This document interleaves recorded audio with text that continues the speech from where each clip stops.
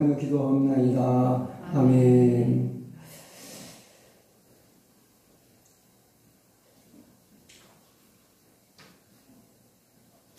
우리 하나님 말씀 보겠습니다. 하나님 말씀은 다니엘서 12장 1절로 4절 말씀입니다.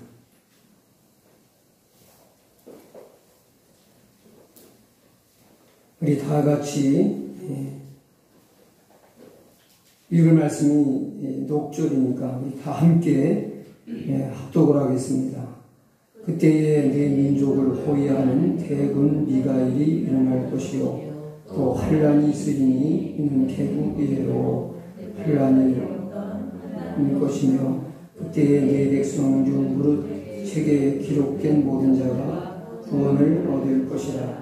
땅의 기끌 가운데서 자는 자 중에 많이 깨어 영생 얻는 자도 있겠고 수욕을 받아서 누구니 부끄러움을 입을 자도 있을 것이며 지혜 있는 자는 궁창의 빛과 같이 빛날 것이요 많은 사람을 옳은 대로 돌아오게 한 자는 별과 같이 영원토록 비추리라.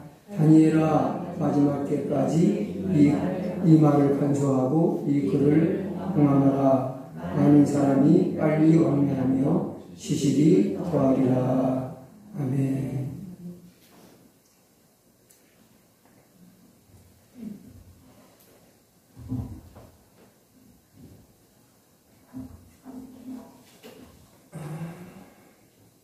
우리 손 한번 인사하겠습니다. 사랑합니다. 축복합니다. 우리 저도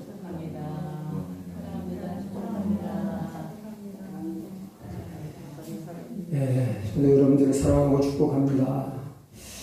그리고 한번 저를 따라서 한번 함께 해주시기 바랍니다. 은혜가 넘칩니다. 은혜가 넘칩니다. 복이 넘칩니다. 복이 넘칩니다. 세임이 넘칩니다. 세임이 넘칩니다. 네. 제가 이제 힘이 없다 그러니까 점점 힘이 없어지는 것 같아요. 그래서 제가 몸에 힘이 없어지는 것 같이 느껴지거나 말거나 이제 하나님 앞에 내가 선포하리라 그렇게 생각을 하고 하나님께서는 우리 말대로 되게 하신다 그랬어요. 그런 말씀이 생각이 나면서 힘이 넘칩니다 하고 자주자주 설명을 했더니 진짜 하나님이 힘을 주세요. 그런 말을 하기 전과는 영이 달라요. 그래서 기왕에 미쳐나 안 되는 거 우리 좀 말이라도 좀 희망적으로 복되게 하면은 뭐 손해될 게 있어요. 그러니까 마음도 밝아지고 하나님이 힘도 주시고 너무 좋은 것 같아요. 그래서 저는 이제 이걸 매주 하려고 은혜가 넘칩니다. 복이 넘칩니다. 세임이 넘칩니다. 그 외에도 아주 복된 말이 많아요. 그러니까 복이 아주 쏟아지도록 그냥 복된 말을 계속 해야 돼요. 이거 안 되겠네, 죽겠네, 못 살겠네 이런 말을 아주 입에 근처에도 못 되게 해요. 그거는 하나님이 기뻐하시는 말이 아니에요. 믿음의 말이 아니에요. 내 삶을 파괴하는 말이에요. 좋은 말만 하시고 사시기 바랍니다. 그게 쉬운 일은 아니지만 한번 그렇게 해보시기 바랍니다. 오늘 너무너무 중요한 설교를 하게 될 겁니다. 그래서 아주 귀를 쫑긋 세우고 토끼귀처럼 세우고 아주 정말 잘 들으셔야 돼요. 잘 들어보시겠어요?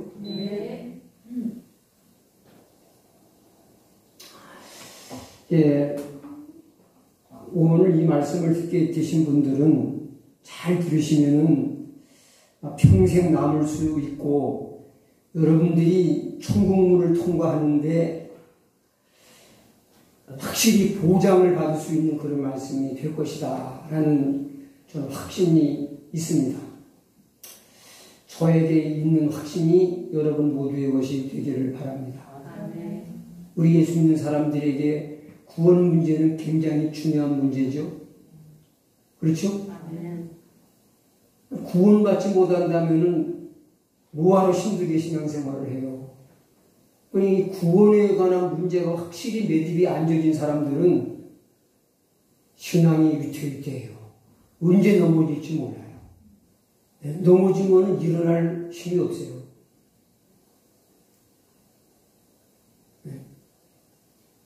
근데 구원의 확신이 오래 믿었지만 없는 성도들이 진짜 많아요. 근데 어떤 사람은 구원의 확신이 있다고 하는데 그거는 그냥 자기 믿음이에요. 말씀의 근거, 어디에 근거해서 그런 게 아니에요. 자기 믿음이요. 자기 믿음은 또 약했지만 안 받았대요. 자기 믿음, 자기 감정이 충만하면 받았대. 근데 하나님은 그게 구원을 줬다 뺏었다 그러시는 분이 아니에요.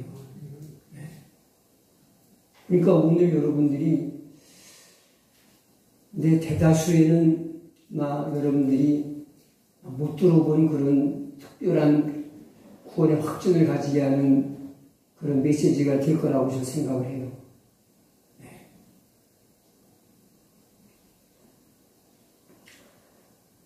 자, 우리 1절부터 소론이 길어지면은 진짜 얘기를 못하니까 오늘은 얘기를 다 못하면 안 돼요. 할 얘기를 다 해야 돼요. 그렇지만 길지 않게 하려고 그러니까 여러분 겁먹지 말고 오늘 또 얼마나 길게 하려고 저렇게 또 청소부터 저러나 그렇게 혼내지 마세요.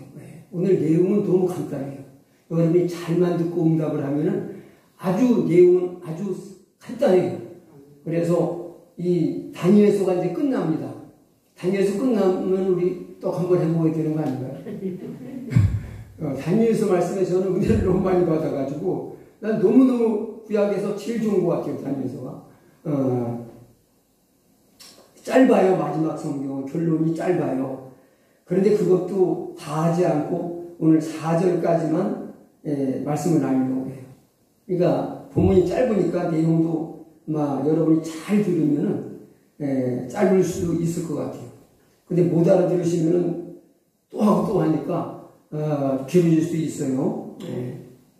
자, 1절을 한번 읽겠습니다. 그때에 내 민족을 호위하는 큰 군주 미가엘이 일어날 것이요 또 환란이 있으리니 이는 개국 이래로 그때까지 없던 환란일 것이며 그때 내 백성 중에 책에 기록된 모든 자가 구원을 받을 것이라. 오늘 말씀을 풀어가고자 하는 그 핵심이 1절 하반절에 있습니다. 자, 누가 구원을 받을 것이라고 말씀하고 있습니까? 확실하게. 책에 기록된 모든 사람들이 구원을 받을 것이다. 그럼 책에 그 이름이 기록이 안 됐으면은 구원을 결코 못 받는다는 거죠. 그러니까 저와 여러분의 이름은 책에 확실히 기록이 돼 있어야 돼요. 그 구원받을 자의 명단이 있다니까요. 구원받을 자의 명단을 기록한 책입니다. 이 책에 기록된 모든 자, 그 자들만 구원을 받아요. 그런 말씀입니다. 그러니까 이 1절 하반절에 있는 책에 기록된 모든 자가 구원을 받을 것이다. 이게 오늘 말씀의 제목입니다. 그래서 오늘 말씀의 제목이 뭐냐? 당신의 이름은 책에 기록되어 있느냐 이거예요. 네? 여러분의 이름이 책에 기록되어 있으세요? 있다고 확신하세요? 아니, 기록이 안 되면은 목사라도 목사는 구원을 받을 것이다. 그러면 저는 그냥 놀다가도 갈 수 있는데 그게 아니에요. 목사는 구원을 받을 것이다. 장로는 구원을 받을 것이다. 선교사는 구원을 받을 것이다. 그게 아니라 책에 기록되는 게 구원의 조건이에요. 안 됐으면 안 되는 거예요. 그러니까 책에 나는 기록된 사람인지 내가 본 일도 없고 이게 진짜 기록된 거요 안 된 거요 이게 잘 모르겠잖아요. 그렇죠? 내 이름이 생명책에 기록된 거를 본 사람이 있다면 그 사람은 이상한 사람이에요. 저도 못 봤어요. 저는 본 것처럼 확신을 하기 때문에 제가 너무 기뻐서 오늘 얘기를 전하려고 해요. 저는 아주 어느 날보다도 오늘 주일이 기다려졌어요. 그리고 오늘 주일에는 성도들이 다 나와서 이 말씀을 꼭 들어야 되는데 이제 그런 마음이 간절했어요. 여러분 어때요? 여러분 이름이 정말 기록된 사람인지 안 된 사람인지 좀 확인을 해보고 싶으세요? 됐거나 말았거나 그냥 살 거요. 그렇습니까? 응? 이거는 내 이름이 기록됐거나 말았거나 그런 문제가 아니에요. 근데 이게 여기만 있는 말씀, 다니엘서만 있는 말씀이 아니에요. 요한계시록에도 분명히 20장에 이 말씀이 나와요. 응? 그리고 다른 성경도 나와요. 빌립보에서도 나오고 이 책이 말이에요. 응? 구원받은 자의 이름이 기록되어 있는 책이 시편에도 나오고 빌립보에서도 나오고 요한계시록에는 6번이나 나와요. 6번이나. 그러니까 이거를 누가 아니라고 할 수 있어요? 여기 대해서 이의를 말한다면 그 사람은 그건 간첩이에요. 마귀가 보낸 간첩이지 하나님께 속한 사람이 아니에요. 근데 이런 거를 우리는 대충 보아 넘겨요. 설마 됐겠지 안 됐겠어. 그런 식으로 우리 믿지 말자 이거예요. 그러니까 신앙이 자빠졌다 일어났다 제껴졌다 뒤집어졌다 그러잖아요. 자, 그런데 처음에 나오는 첫 마디가 그때는 어느 때일까요? 그때는 그 뒤에 나오는 환란의 때입니다. 또 환란이 있을 것이다. 그런데 이거는 개국 이래로 이 땅 위에 나라가 시작된 이래로 그러니까 역사 이래로 없었던 그런 업무와 아주 끔찍한 환란이 있을 것을 예언해요. 이것이 요한계시록에 또다시 이제 하나님께로부터 계시의 말씀으로 사도 요한에게 또 있네요. 예수님도 마태복음, 마가복음, 누가복음 이 종말의 징조를 말씀할 때 마지막에 큰 환란이 있을 것이라고 얘기하셨어요? 안 하셨어요? 하셨어요. 근데 우리는 그걸 부정하고 싶어요. 환란이 뭐예요? 네? 외부로부터 오는 엄청난 고통과 어려운 일들을 말해요. 외부로부터.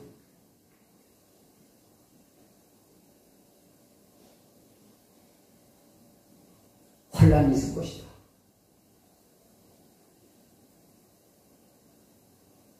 이거 뭐 좋은 일은 아니지만 이것도 우리의 구원이 완성되는 과정 속에서 하나님이 계획하신 일이기 때문에 반드시 올 수밖에 없어요. 원하진 않지만 필요해서 주시는 과정이고 기간인데 그거를 7년으로 성경은 말씀하고 있어요. 근데 여기 큰 환란이 있을 것이라는 얘기가 두 번 이루어집니다. 다니엘 시대가 지나고 역사가 좀 흐른 뒤에 헬라 왕국이 하나님 앞에 교만하다가 알렉산더가 죽고 나라가 넷으로 분열되죠. 근데 그 중에 한 제국을 이끌었던 왕들 중에서 북쪽의 왕국의 그 통치자였던 그 아주 악랄한 왕이 있었습니다. 그 사람이 안티오쿠스 에피파네스라고 하는 그런 왕인데 그 왕이 유대인들을 얼마나 끔찍하게 학대를 하고 학살을 하고 핍박을 했는지 몰라요.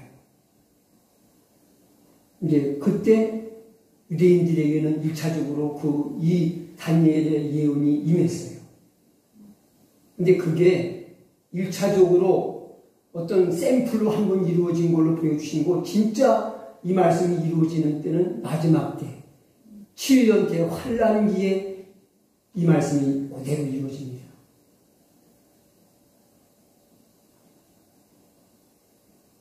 그런데 중요한 것은 뭐냐? 그때에 맞춰서 하나님이 뭘 하십니까? 두 가지를 하십니다. 그 환난 과정 속에서, 환난 속에서 하나님이 두 가지를 하시기 때문에 우리에게 소망이 있는 거예요. 뭘까요? 1절에 다 들어있어요. 미가엘이 일어나고 미가엘은 구원 받은. 예, 그래요. 잘 보셨어요.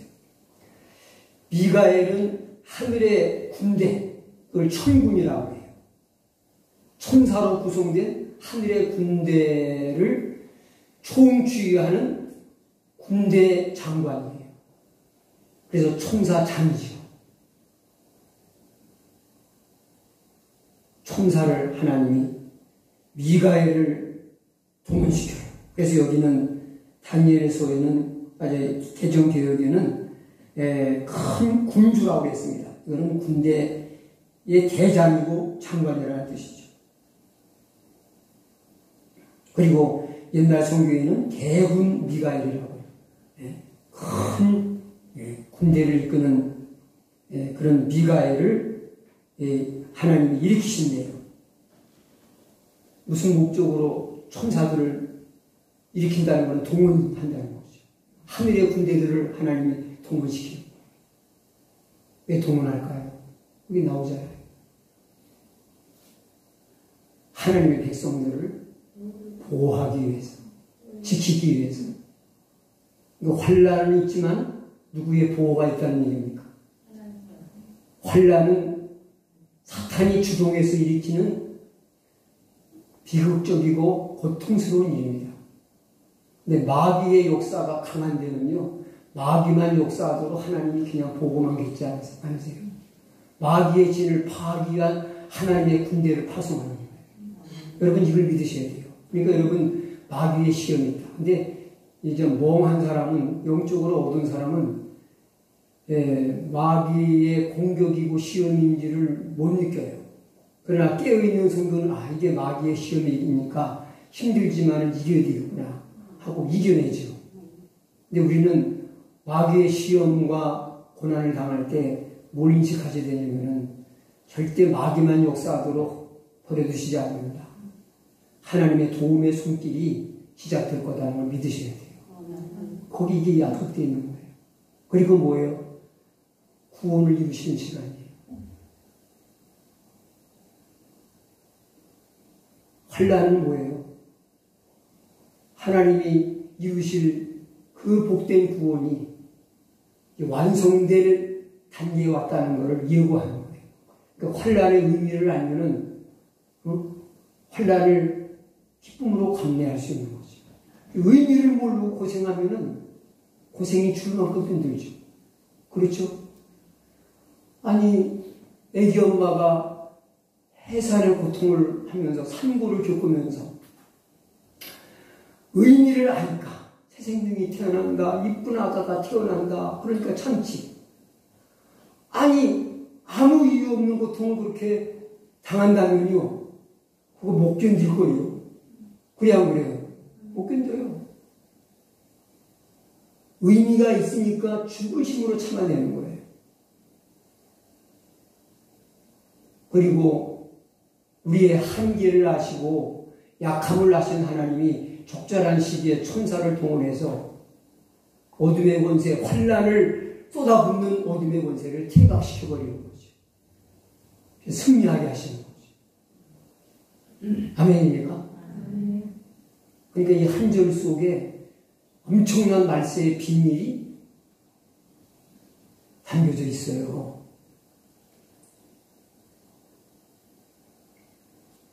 근데 중요한 것은 뭐냐? 책에 기록된 모든 자가 구원을 얻는다고 했습니다. 그러니까 반드시 그 책에 이름이 기록된 저와 여러분이 되어야 하겠지요? 네. 근데 이 책이 무슨 책일까? 우리 한번 요한계시록을 보시 바랍니다. 이 책이 뭐 하는 책일까? 뭔 책일까요? 네. 맞습니다. 우리 답을 알아놓고 찾아보는 것도 좋죠. 요한계시록 20장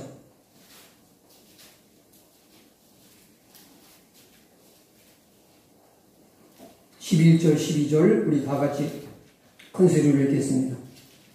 또 내가 크고 신 보좌와 그 위에 앉으신 이를 보니 땅과 하늘이 그 앞에서 피하여 근데없더라. 또 내가 보니 죽은 자들이 큰 자나 작은 자나 그 보좌 앞에 서 있는데 책들이 펴있고 또 다른 책이 펴졌으니 곧 생명책이라. 죽은 자들이 자기 행위를 따라 책들에 기록된 대로 심판을 받으니 13절까지 아예 읽으시죠. 그 가운데서 죽은 자들을 내어주고 또 사망과 무도 그 가운데 죽은 자들을 내주매 각 사람이 자기 행위대로 심판을 받고 그 다음 절도요. 사망과 불못에 던져지니 이것을 둘째 사망과 불못이라. 마지막 15절입니다. 15절 누구든지 생명책에 기록되지 못한 자는 불못에 던져지더라. 자, 말을 바꿔서 말한 것 뿐이지만 다니엘서 1장 하반절 말씀과 똑같은 얘기죠. 그렇죠? 네. 책에 기록된 자는 구원을 반드시 얻는다는 얘기고 반대로 책에 기록되지 못한 자는 구원을 얻지 못한다. 불못에 떨어진다는 것은 불을 여는 것, 불구덩이인 지옥 속에 떨어진다는 얘기 아니에요. 요한계시록 20장 15절. 그러니까 다니엘서에는 긍정적으로 표현을 한 것이고 요한계시록 20장 15절에는 부정적으로 표현한 것뿐이 똑같은 얘기예요. 맞죠? 그런데 여기 다니엘서에 나오는 이 책이 왜 생명책이냐?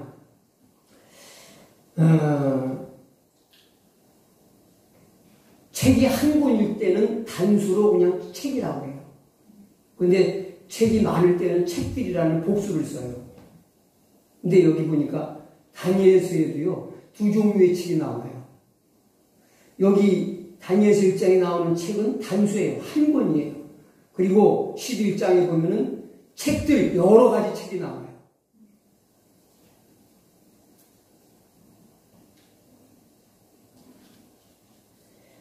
자, 그러니까 다니엘서 1장에 나오는 책이 무슨 책이라는 걸 알 수 있습니까? 답을 잘 얘기하셨지만은 생명책이라는 것을 알 수가 있다.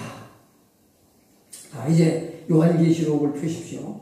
이제 생명책에 대한 우리에게 더 가까운, 더 역사적으로 가까운 거리에 있는 우리 이제 요한계시록의 생명책이 나오니까 다니엘서에 나오는 이 책은 구원받은 자의 이름이 기록된 책은 생명책이다 하는 것을 우리가 이제 생명책에 대한 말씀은 시편에도 나오고 빌립보서에도 나오고 요한계시록에도 나오는데 요한계시록에는 6번이나 나와요. 13장 3장 5절, 13장 8절, 17장 8절, 20장 12절, 15절, 27장. 마지막 결론 부분에 다가가서 20장에는 한 장에 3번 생명책을 강조해서 말하고 있습니다. 중요한 문제예요.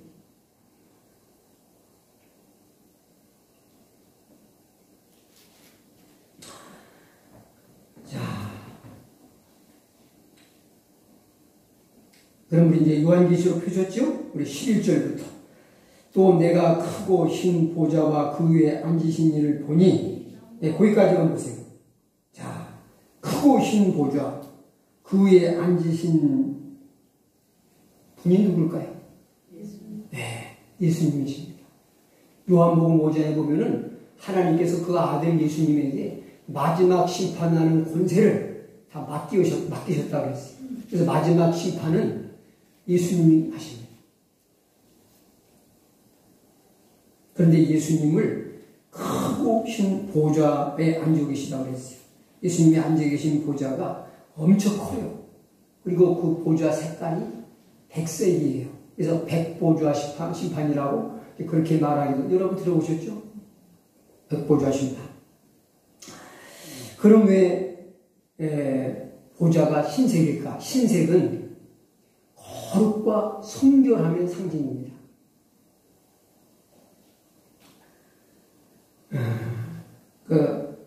하나님은, 우리 예수님은 흠과 티가 없으신 온전하신 분, 거룩하신 분, 성결하신 분이에요.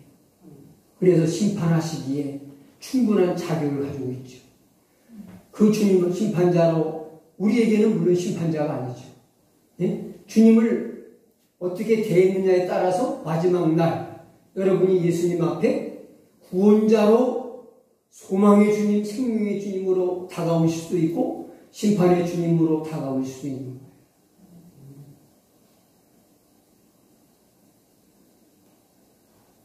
자, 우리 요한계시록 20장에 있는 말씀 보면은요, 구원받을 자는 심판을 받아야 합니다. 형벌의 심판을 받아야 합니다. 심판받을 자의 책들이 따로 있어요. 그 여러 권의 책은요, 사람들이 하도 죄를 많이 져가지고 한 권 가지고 안 돼. 내 생각입니다. 그건 여러 권이요. 생명책은 한 권이에요. 네.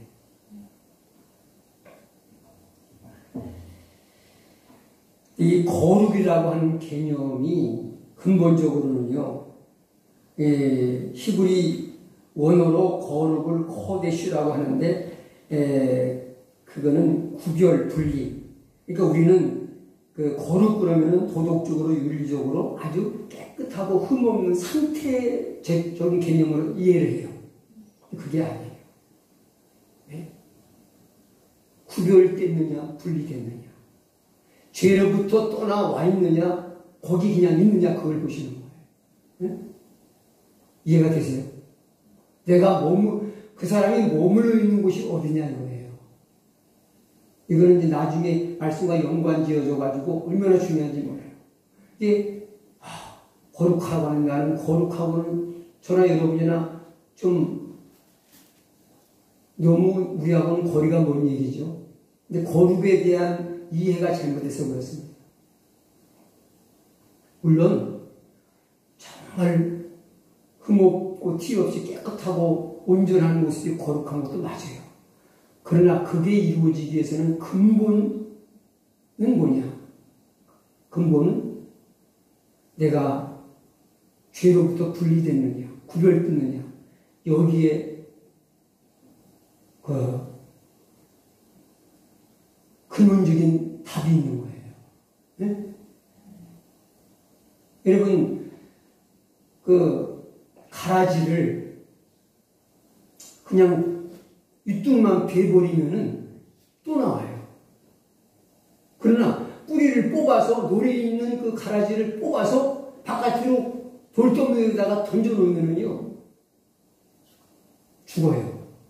그러니까 그 자리에 그냥 뿌리가 있느냐, 뽑혀져 딴 데가 있느냐, 이 구별됐느냐, 분리됐느냐, 이게 중요하죠. 이해가 되세요, 안 되세요? 그런 거예요. 그러니까는, 우리는 뿌리가 그냥 남아있기 때문에 계속 자르기만 하는데 계속 또 가라지가 나오는 거예요. 그런데 뿌리를 뽑아놨어도 그 윗둥이 얼마 동안 살아있어요, 안 살아있어요? 이거 아주 잡풀이 말이요. 곡식은 뽑아놓으면 금방 시들어서 망가지는데 이 아무 쪽에도 쓸모없는 잡초나 가라지는요, 얼마나 생명이 질긴지 안 죽어요. 응? 그 정말 안 죽는 풀이 하나 있어요. 근데 그게 저 옥상에 제가 뭘 좀 심겠다고 흙을 퍼올려가지고 열심히 했더니 지금 돌이켜보니까 내가 뭘 그렇게 고생하면서 그 짓을 했나 싶어요.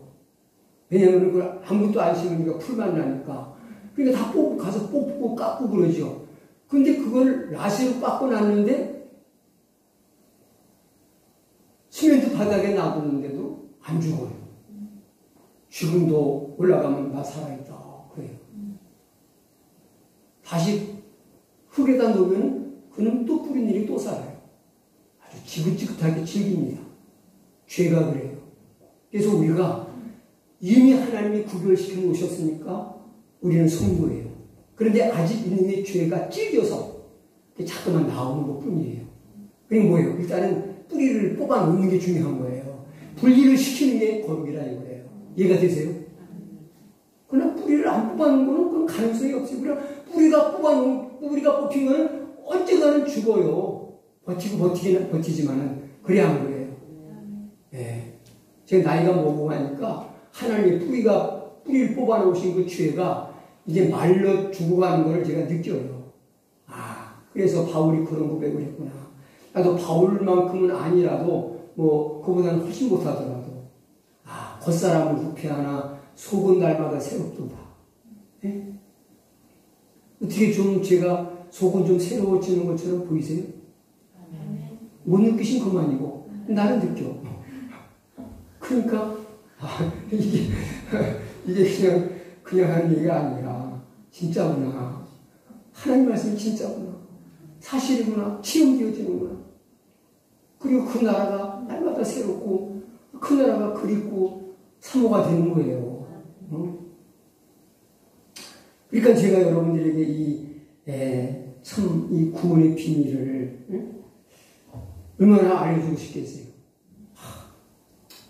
제가 뭐 말씀을 유창하게 잘 못 전하지만 이 구원의 비밀을 좀 많은 사람들이 같이 공유하고 함께 그 구원의 이 힘든 세상 우리가 구원의 소망이 없다면요 아니 뭘 바랄 게 있습니까? 그래야 뭐예요. 저는 못해 바랄 게 아무것도 없어요. 구원의 소망이 없다면은 큰 기쁨이 될 게 있을까? 위로가 될 게 있을까?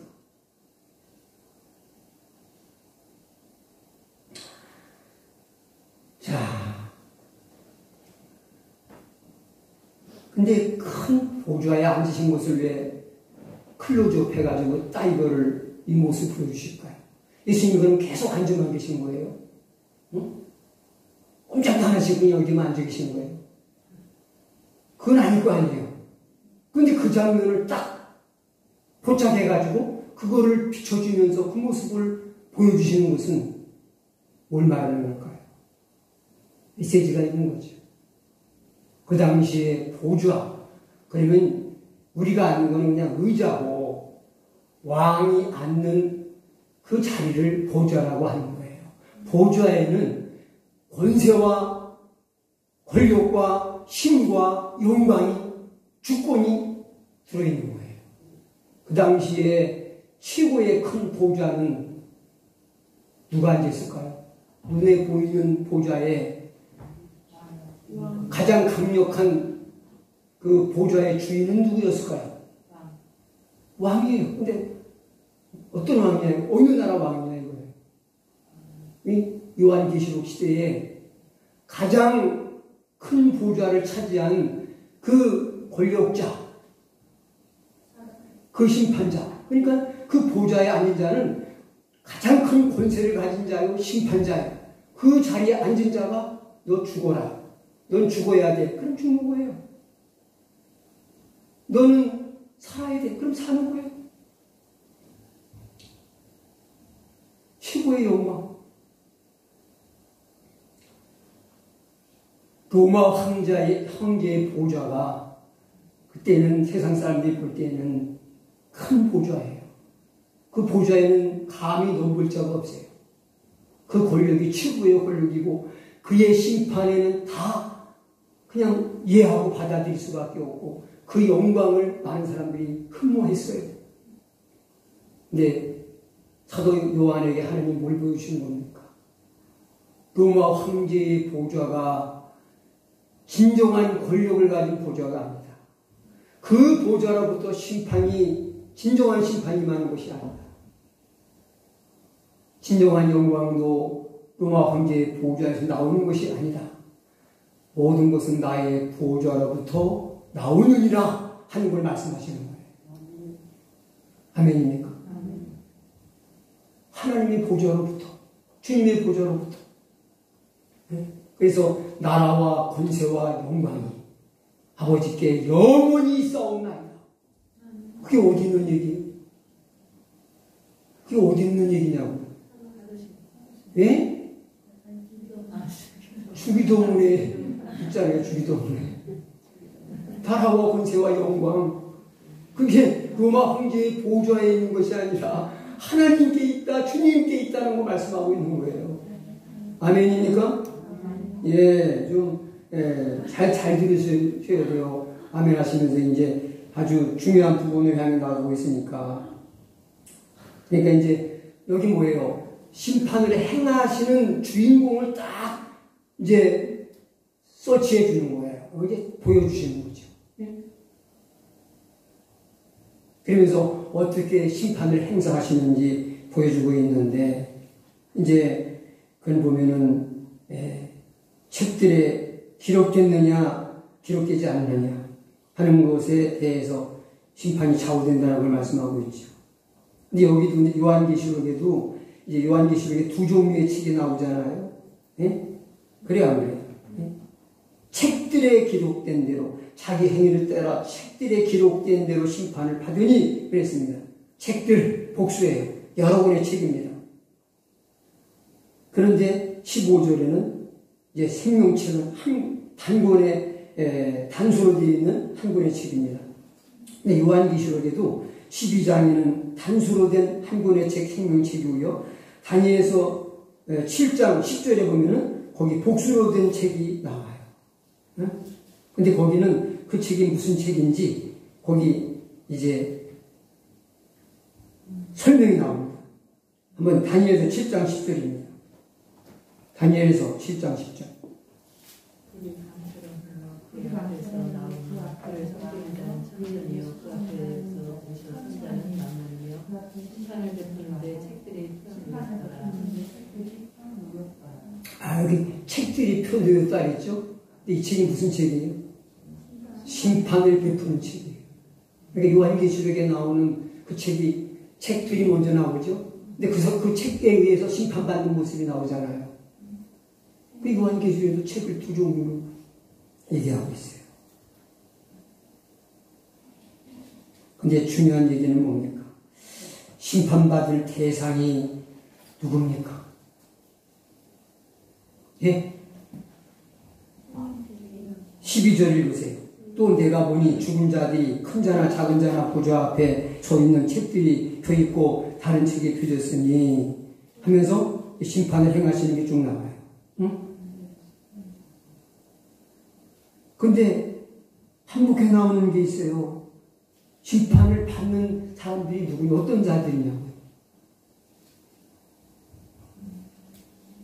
죽은 자들이라는 말이 나오잖아요. 예? 하반절에 보니까 죽은 자들이 자기 행위를 따라 책들에 기록된 대로 심판을 받으니 그랬잖아요. 죽은 자들이. 그러니 죽었다는 죽은 자들은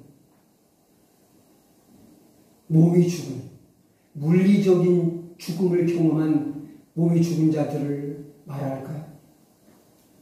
왜? 이거는 몸이 죽은 자를 말하는 게 아니에요. 영혼이 죽은 자를 말하는 거예요. 영혼이 죽은 자는 하나님과 관계가 끊긴 사람을 말하는 거예요. 여러분, 하나님과 관계가 끊긴 사람, 하나님 볼 때는 살았으나 죽은 자예요. 4대 교회 성도들은 성도들인데 살았다는 이름은 있는데 죽은 자들이 많았어요. 오늘도 똑같아요. 그러니까 우리는 하나님 보실 때 산 자예요. 하나님은 죽은 자의 하나님이 아니라 산 자의 하나님이라고 하셨는데 그 말이 무슨 말일까요? 영이 죽은 자는 하나님 얘기하면 비웃어요. 그러나 영이 산 자는 하나님을 인정하고 그분을 경외하고 그분을 섬겨야만 살겠다는 그런 믿음과 의지함이 있죠. 그럼 몸이 죽은 자만 불쌍한 게 아니에요. 몸이 죽은 자는 영혼이 살아서 믿음으로 죽은 자는 불쌍한 게 아니에요. 하나님 품에 안긴 거예요. 안식하라고 한 거예요. 행복의 문이 열린 거예요. 결혼식장에 들어가는 신부보다 더 행복한 거예요. 영혼이 죽은 자가 몸도 죽은, 네? 불쌍한 거죠. 자식이 죽었는데 눈물 안 흘리는 부모가 있겠어요.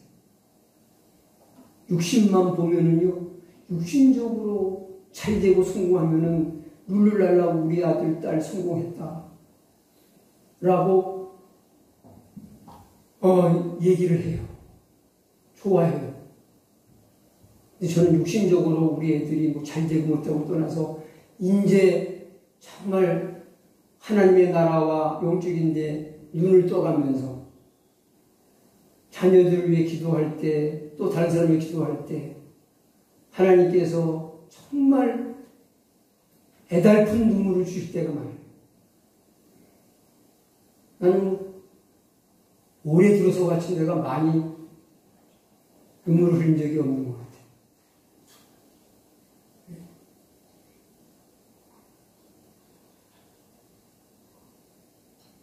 그러니까 뭘 제대로 보는 사람은 육신적으로만 잘 되고 잘 산다고 네?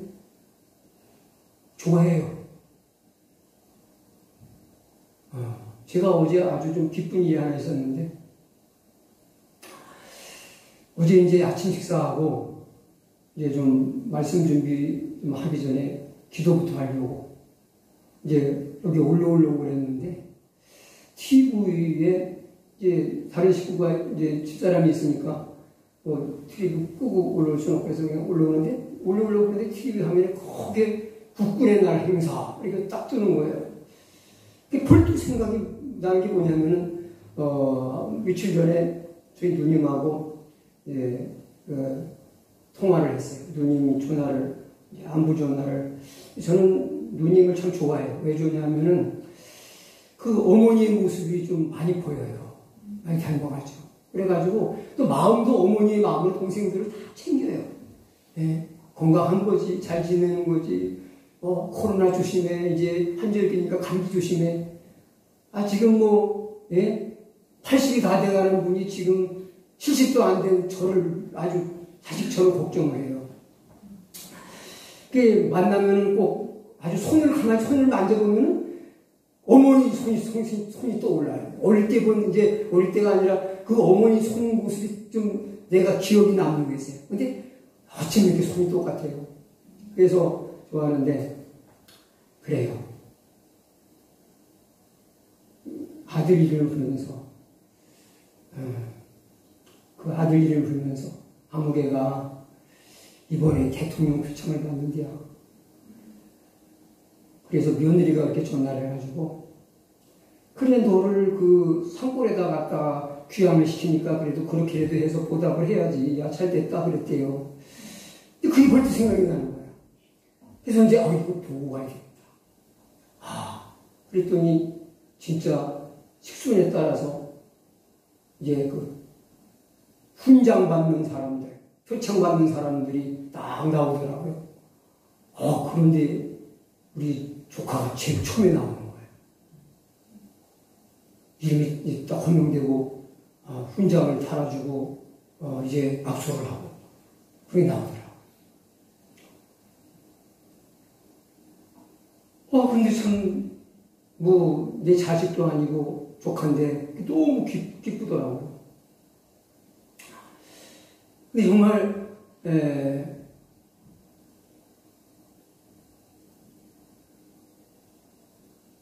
한편으로는 말이에요. 예? 그래서 우리 가족들한테 그걸 누가 보고 있겠어요? 시간 맞춰서 나도 모르고 있다가 깜빡하고 있다가 갑자기 생각이 나가지고 갔는데 꼭 그냥 가족들하고 보냈더니 가족들 다 좋아하고 저도 참 내 자녀가 잘 된 것처럼 기쁜데 한편으로는 걱정이 되는 거예요. 네? 지금 투수타거든요. 사단 병력들을 잘 통솔해가지고 사병들을 얼마나 부모의 마음으로 잘 돌보는지 몰라요. 제가 가서 봤더니 그걸 느끼겠더라고요. 그 취임식 때 보니까 그 자기 밑에 있는 영관장교, 위관장교보다 그 사병들의 돈을 두들겨주고 그렇게 그 자기 자식까지, 자기 자식은 그보다 더 크니까 아들이 군대 다 제대했으니까 근데 자기 자식같이 그렇게 보여요. 근데 그게 아마 이제 입사람들을 그렇게 잘 돌보는 걸 감지가 됐는지 이제 그런 영광스러운 상을 받는데 한편으로는 걱정이 되는 거예요. 예수를 안 믿어요. 중요한 거는 불교를 믿어요. 그 할머니 때서부터 그 할머니가 믿던 신앙 또 우리 누님하고 매형님하고 아주 열심히 또 따라서 믿어요. 불교인들도 신앙을 자식한테 전수해가지고 그게 뭐 생명도 없는 걸 열심히 믿는데 우리들도 자식에게 신앙을 전수해야 되는 게 아니야. 그런 생각도 들고. 근데 걱정이 왜 되겠어요? 저렇게 잘 되니 보니까 징조가 뷰를 더 달 것 같아. 내가 보니까 그 여러 명의 투스타들 가운데서 대통령 표창을 1차로 받았으니 거의 이제 육사 출신에다가 뭐 갖출 거 다 갖췄으니까 지금까지 승승장구 계속 거침없이 교를 이제 진급을 해왔거든요. 징계 한 번도 아직까지 안 받고 그렇게 잘 달려왔으니까. 근데 저렇게 높아질수록 저 사람이 예수를 믿겠나. 그러니까는 좋았다가 걱정이스러운 거지. 이것도 안 해도 되는 얘기인데 또 행복한. 진짜 얘기를 해야 되는데 이거는 이제 잊어버리시고 진짜 기억해야 될 얘기를 합니다. 자, 중요한 건 뭐냐? 대상이 누군지 알았어요. 그렇죠? 심판하는 기준이 뭐예요? 네? 여기에 이제 열쇠가 있는 거예요. 기준이 뭐예요? 얼굴 이쁜 거예요? 네. 얼굴 이쁜 게 영원히 사는 것하고 아무 상관이 없으니까. 네. 자기 외모에 대해서 절대 열등감을 갖지 마세요. 여러분들의 속사람은 제가 잘 모르지만 겉사람은 제가 볼 때는 다 준수하세요. 다 훌륭해요. 네. 더 손 안 들어도 돼요. 하나님이 아주 최고의 작품으로 잘 만드셨어요. 네. 저는 만족하지 않지만 제가 볼 때는 여러분들이 다 미인이에요.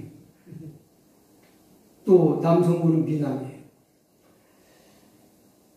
그럼 외모가 기준이에요? 학벌이 기준이에요? 신앙 경력이 기준이에요? 직분이 기준이에요?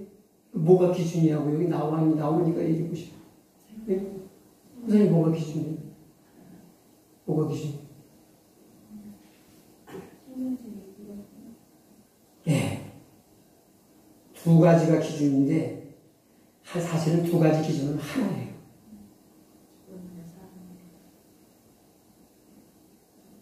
하나. 자, 심판의 기준인데 여기 분명히 얘기하잖아요. 뭐라고 말합니까? 행위를 따라. 행위를 따라. 맞아요, 틀려요? 그러니까 행위를 볼 때, 저와 여러분의 행위를 볼 때 어떻게 이게 천국 갈 것 같냐 이거예요. 내 행위를 아무리 돌이켜봐도 이거는 거룩하신 하나님과 주님과 함께 살 천국 백성으로는 가당치가 않아. 합당치가 않아. 그러니까 구원 받았냐 그러면은 찌끔한 거예요. 응? 당신이 이게 네가 그럼 마음속에 그렇게 물어보는 거예요. 속에서 네가 그런 질문을 하는 거죠. 여러분 그런 경험 안 하셨어요? 여러분들은 뭐 행위를 조금 따져도 그냥 보란듯이 100점이신 것 같아요. 태도가. 네. 행위를 따라. 이거에 걸리는 거예요. 그렇죠? 네? 우리 김지사님은 안 그래요?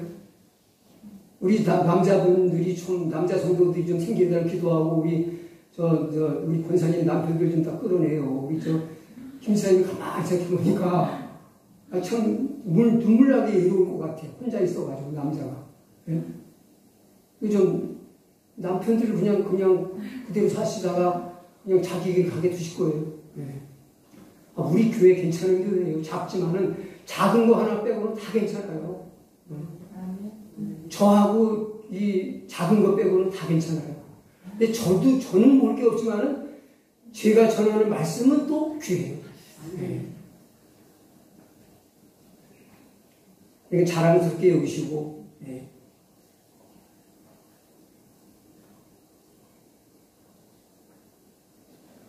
행위에 걸린다고요. 그래요, 안 그래요? 행위에 따라서, 행위를 따라서 책들이 기록된다. 이름을 아무나 주는 게 아니라 행위에 따라서 기록된 거 이름에. 그러니까 생명책에 기록된 거하고 행위하고 관련이 있다는 얘기 없다는 얘기예요. 행위를 보고 기록하신 거예요.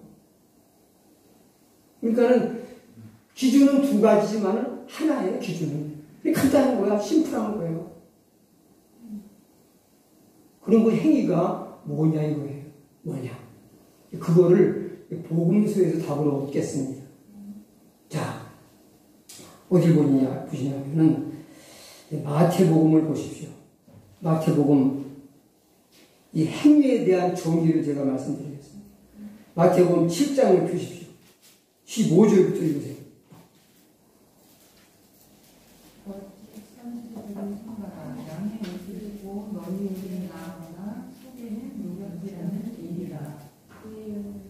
계속 이제 쭉쭉쭉 읽으세요. 그들의 열매로 그를 알지니 시나무에서 그를 따르는 곳에서 먹을 따르는 존나무마다 아름다운 열매를 맺고 못된 나무와 나쁜 열매를 맺나니 좋은 나무가 열매를 맺을 수 없고 못된 나무가 아름다운 열매를 맺을 수 없느니라.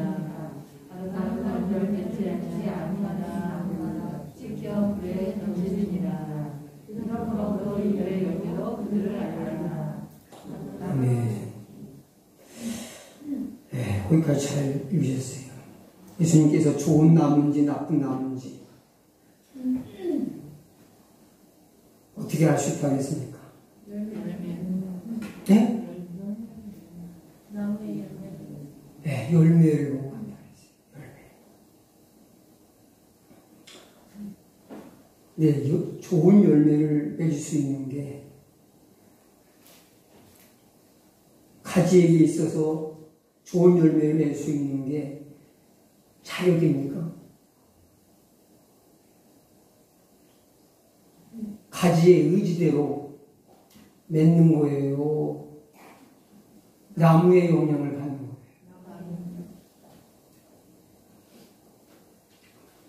그러니까는 나무 좋은 열매를 맺어야 되겠다라고 노력하고 힘든다고 되는 게 아니에요. 예? 사과나무가 한 사과만 맨날 맺으니까 우리 주인이 사과를 너무 안 좋아해. 배를 열어봐야지. 그런다고 사과나무가 가을에 열매를 맺어낼 수가 있어요? 없어요. 나무대로 그냥 맺어지는 거예요, 나무. 그래서 예수님이 하신 말씀이 있죠. 나는 포도나무여 너희는 가지라. 그가 내 안에 내가 그 안에 있으면 사람이 열매를 많이 맺나니 나를 떠나서는 너희가 아무것도 할 수 없습니다. 사람이 내 안에 거하지 아니하면 가지처럼 밖에 버려져 마르나니 사람들이 그것을 모아다가 불에 던져 사르느니라. 이 좋은 열매를 맺느냐 못 맺느냐의 문제도 구원 문제예요. 그 열매 맺지 못하는 나무를 불에다가 살려버린다는 얘기는 지옥 심판에 떨어진다는 얘기예요.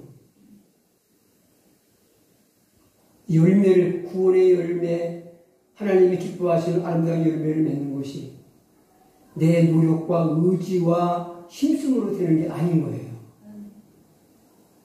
열쇠가 뭐예요?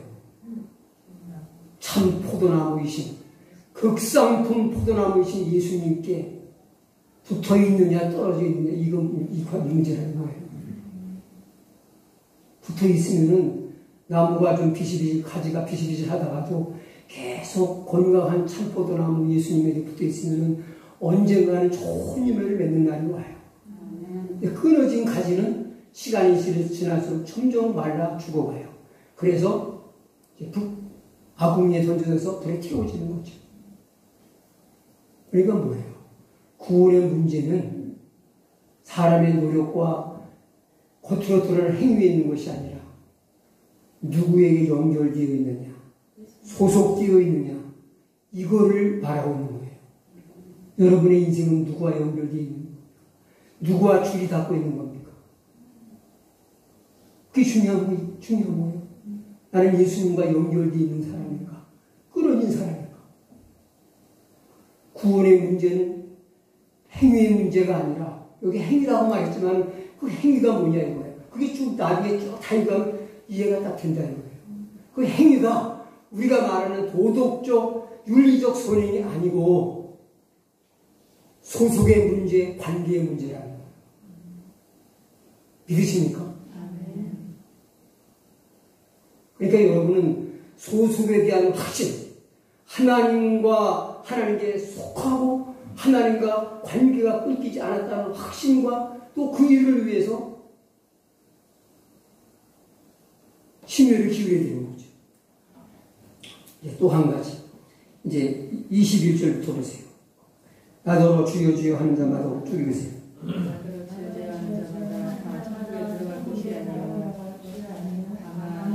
계신 내 아버지의 뜻대로 행하는 자라야 들어가리라. 나를 많은 사람이 나더러 주여 주여 우리가 주의 이름으로 선지자를 하며 주의 이름으로 귀신을 쫓아내며 27절까지 쭉쭉 읽으세요. 하지 아니하였나이까 하리니 그때 내가 그에게 밝히 말하되 내가 너희를 도무지 알지 못하니 불법을 행하는 자들아 내게서 떠나가라 하리라. 그러므로 누구든지 나의 이 말을 듣고 행하는 자는 그 집을 반석 위에 지은 사람 같으니라. 네, 우리 거기까지만 24절까지만 일단 보시고요. 자, 24절입니다. 그러면 누구든지 나의 이 말을 듣고 행하는 자는, 여기 행한다는 게 나오죠? 근데 행한다는 것이 네가 너희들이 착하게 살아야 돼, 의롭게 살아야 되는 거다, 그런 거로 말하는 것이 아니라 행하는 자는 곧 뭐예요? 그 집을 반석 위에 지은 지혜로운 사람 같으니. 예.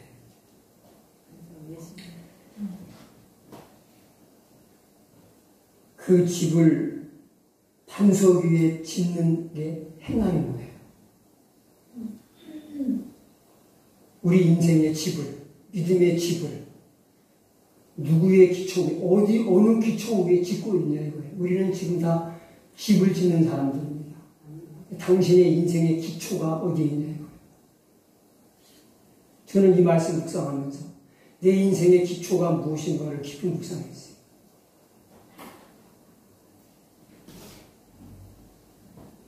근데 뭘 확인했느냐? 내 인생의 기초가 뭐가 중요합니까? 기초를 빼내면 그 집은 무너져요. 그렇죠?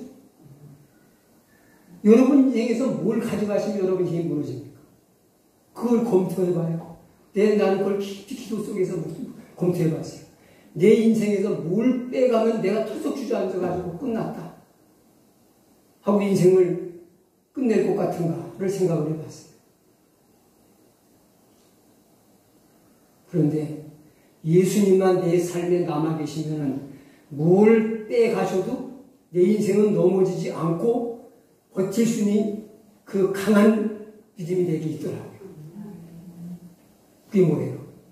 내 인생의 기초는 예수 그리스도가 맞다.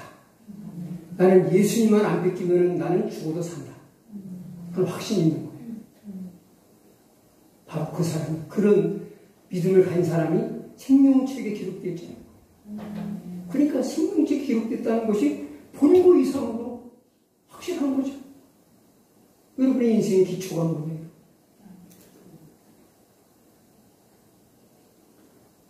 제가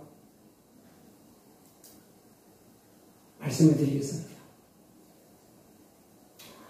여러분들이 이제 후임자 문제에 대해서 사무연에서 감사하게 가결해 주셨지만 후임자가 아직 확정된 게 아니에요. 왜냐? 하나님의 결재를 저는 확인한 다음에 확정해요. 여러분이 결정해 줬다고 하면 아니에요. 결정한 게 아니에요.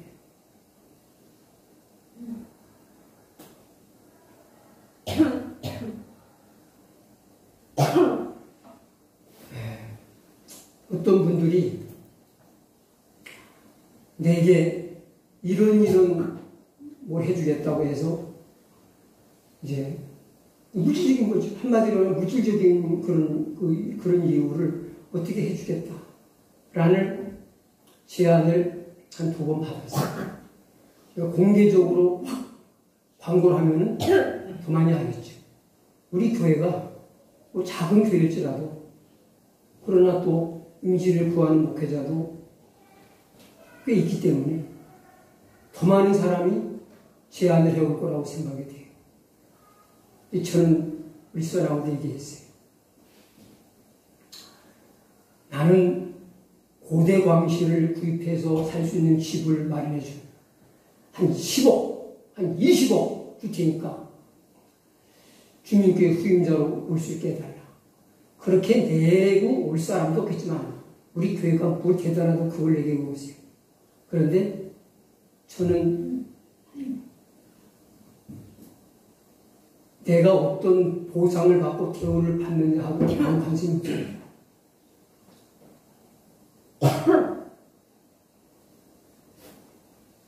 왜냐하면 돈이 내 인생의 전부라면 돈만 주면 눈이 짚혀가지고 하나님도 안 보여가지고 해서는 안 될 일을 하겠죠.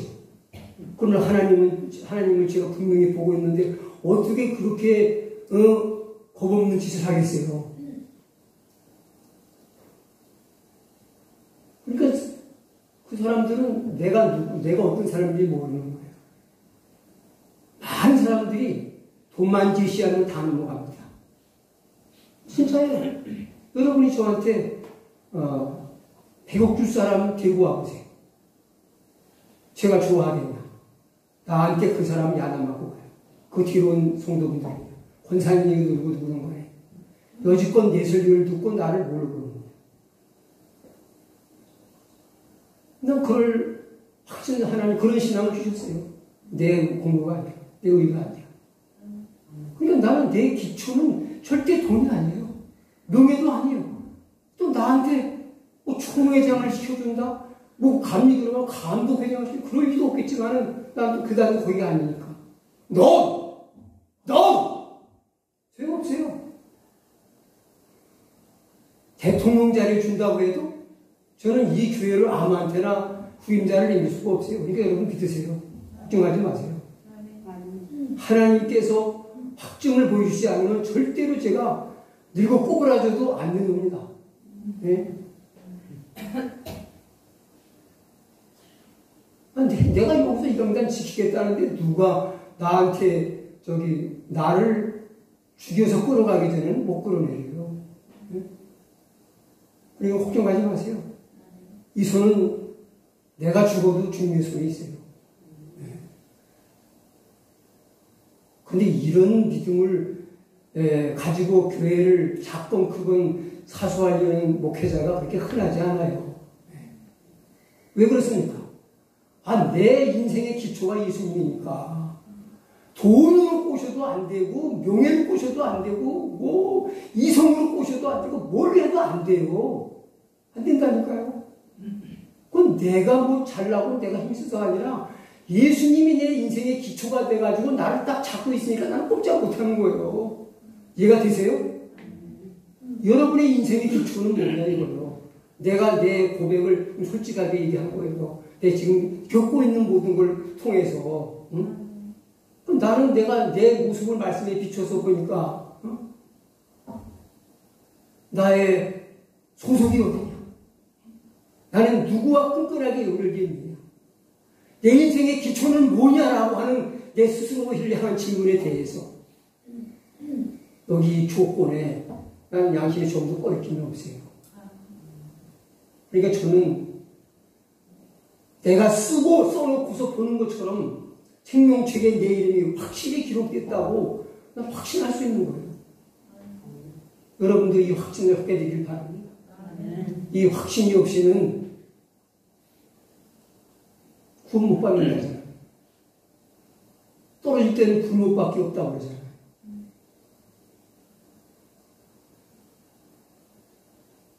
제가 혈육을 여러분들한테 그 사무엘에 올렸지만요.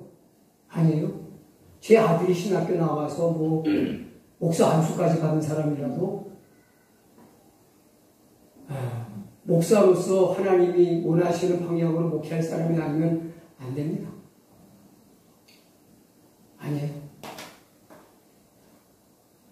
짝수가 좀 보였기 때문에 제가 이제 사무위원회에 한번 내놓긴 했는데, 네, 아니에요.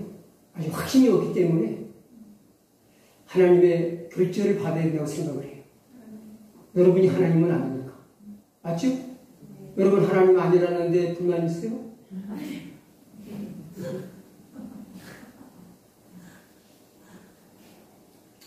자, 말씀이 마음속에 받아들여지고 믿어지시죠? 아멘이십니까? 네. 여러분, 선행이 좀 부족하고 행위가 좀 부족해도 상관없어요. 그 행위는 나의 선행이 아니에요. 아시겠습니까? 그 행위는 내 인생의 기초가 어디 있느냐. 인생의 기초만 예수 그리스도 위에, 이게 왜 반석이 예수 그리스도냐. 고린도서 10장 4절에 반석은 그리스도인이라고 했어요. 반석은 그리스도다. 그리고 반석 위에 집을 짓는 사람은 지혜로운 사람이라고 했습니다. 지혜로운 자가 누굽니까? 그 지혜는 뭡니까? 예? 고린도전서에 보게 되면요, 고린도서 1장 30절에 보면은 예수님은 하나님의 지혜라고 그랬어요. 잠언서의 지혜를 많이 얘기하지만은요, 다 예수님과 관련된 책이에요.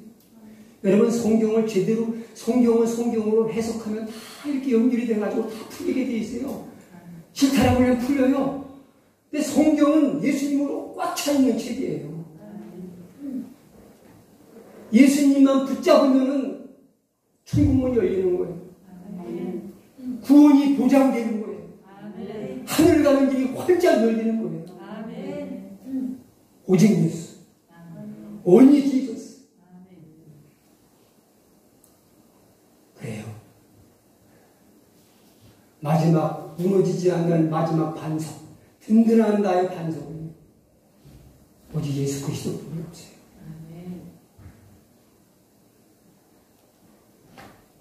시편 기자가 하나님을 고백할 때 나의 반석이라는 말을 얼마나 많이 고백합니다. 그래서 그런데 벌써 반석으로, 우리의 든든한 반석으로 우리의 터가, 우리의 구원의 터가 무너지지 않게 버팀목이 이어주실 예수님을 벌써 그때 그 먼 옛날에 보고서 고백을 했는데, 우리는 반석 되신 예수님이 우리 가운데 오셨는데도 아직 못 깨닫는 사람이 너무너무 많아요. 인생의 기초가 물질이고 명예고 세상 향락이고 쾌락이고 이런 인생들이 얼마나 많습니까? 목회자들 중에도 부지기수입니다. 부지기수예요. 네? 진짜 너무 많아요. 입에서 먹자 놀자 외에는 진리 말씀이 안 나와요. 말씀을 나누자고 하면 36개 다 도망쳐요. 하나님, 주님 말씀하셨어요. 내게 속한 자는 나의 말을 듣느니라. 하나님께 안 속했기 때문에 그 말씀이 하찮게 들리고 매력이 없고 졸깃고 따분한 거예요. 네? 하나님께 속해 있는 자가 어떻게 하나님 말씀이 안 들려요? 어떻게 은혜가 안 돼요? 그렇잖아요. 네? 어떻게 그 말씀이 안 좋을 수가 있냐고요. 네?